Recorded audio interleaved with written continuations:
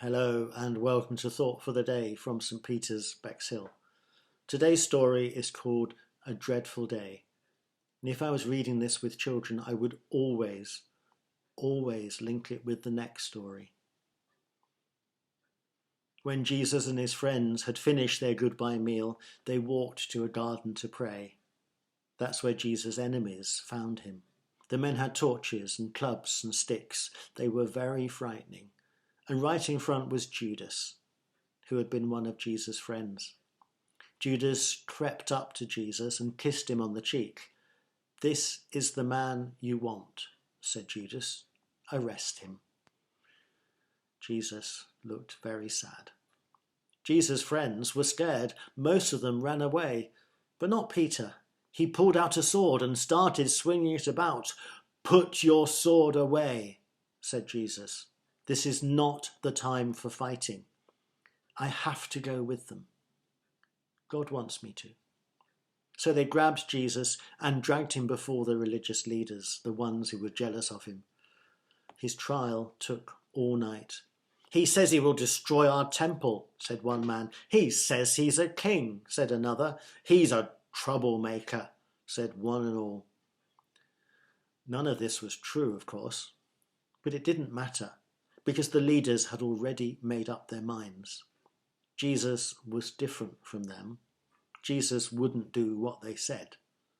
So Jesus would have to die. They beat Jesus. They hit him hard. Then they took away his clothes, put an old robe round his shoulders, and jammed a crown made of thorns on his head. And while the blood ran down his forehead, they called him names and made fun of him. "So you think you're a king," they laughed. "Well, look at you now."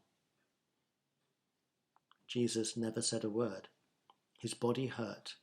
His heart was breaking. But he never said a word. They took a cross next, made of heavy wood, and they laid it on his back. "Move along," they shouted, and they led him through the city.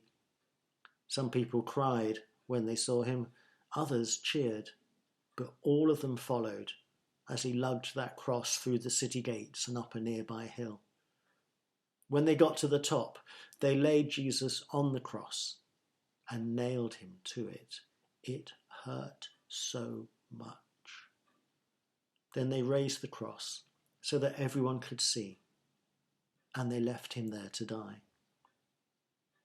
Jesus' mother was there too, standing in the crowd. So Jesus called to one of his friends, "Take care of her for me, won't you, John? She's your mother now." But most of the faces in the crowd were not so kind. "You saved other people," someone laughed, "so why can't you save yourself?" Jesus knew why. It wasn't because his enemies had won. It was because God wanted him there to take away all the bad things anyone had ever done. Soon the sky grew dark and the earth shook. It was as if God's own heart was breaking. And then it happened. "It's done," Jesus whispered. And in the sadness and the dark, he died.